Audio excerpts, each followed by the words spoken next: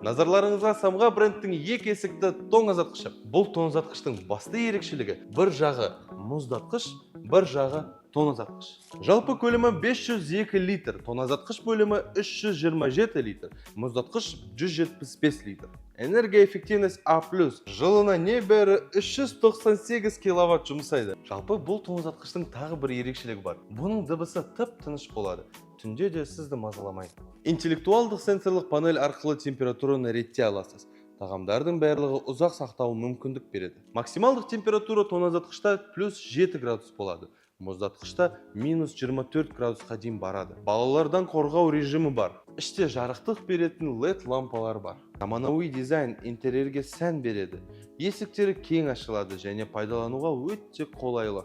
Ал сізде тұрмыстық техниканың дүкені болса, осындай және басқа техниканы SAMGA брендтен тиімді бағамен оптималлайсыздар. Толық ақпарат алу үшін дәл қазір бізге жазыңыз.